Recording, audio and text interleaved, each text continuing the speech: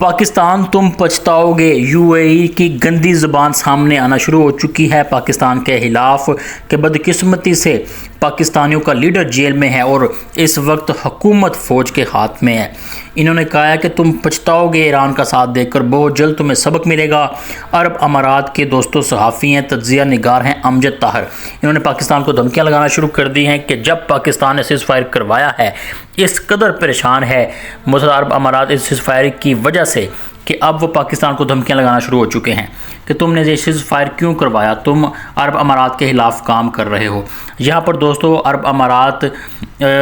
جو ہے وہ اس سیز فائر کی بالکل جناب اس کے خلاف ہے، خوش نہیں ہے، اور وہاں کے صحافی اب پاکستان کو دھمکیاں لگانا شروع ہو چکے ہیں۔ یو اے ای کے تجزیہ کاروں نے پاکستان کو براہ راست تھریٹ کرنا شروع کر دیا اور زہر آلودہ پوسٹیں پاکستان کے خلاف کی ہیں۔ انہوں نے کہا کہ پاکستان نے ایران کی اسلامی دہشت گرد حکومت کو زندہ رکھا، یہ 2 ہفتوں کا وقفہ پاکستان کی طرف سے ہے، تہران کی طرف سے نہیں، یعنی کہ پاکستان نے جان بوجھ کر ایران کو 2 ہفتے کا وقت لے کر دیا ہے تاکہ اس کی دہشت گردی حکومت مضبوط ہو سکے۔ یعنی کہ یہاں سے دوستو آپ اندازہ لگائیں کہ عرب امارات اب کسی طرح پاکستان کے خلاف زہر اگال رہا ہے، اور صرف یہ ایک صحافی دوستو امجد طاہر نہیں بلکہ ایک اور تجزیہ نگار ہیں عبدالخالق عبداللہ، انہوں نے بھی پاکستان اور سعودی عرب کے خلاف زہر اگلنا شروع کیا، وہ بھی آپ کے سامنے رکھتے ہیں۔ اب یہ جو امجد طاہر ہیں یہ مزید کہتے ہیں کہ پاکستان کے خلاف کہ پاکستان نے ایران سے یہ مطالبہ تک نہیں کیا کہ وہ عرب امارات دیگر خلیجی ممالک کے خلاف جارحیت بند کرے، ہم پاکستان کی اس دھوکہ دہی کو نہیں بھولیں گے۔ یعنی کہ عرب امارات یہ سمجھ رہا ہے کہ پاکستان نے ان کا ساتھ دھوکہ دیا ہے، ایران کا ساتھ دیا اور ہمارا ساتھ نہیں دیا، ایران کو باتیں نہیں سنائی کہ حملے بند کرے بلکہ 2 ہفتے کا وقت لے کر دیا۔ انہوں نے کہا ہے کہ یہ دنیا کی سب سے بڑی غلطی کر دی ہے،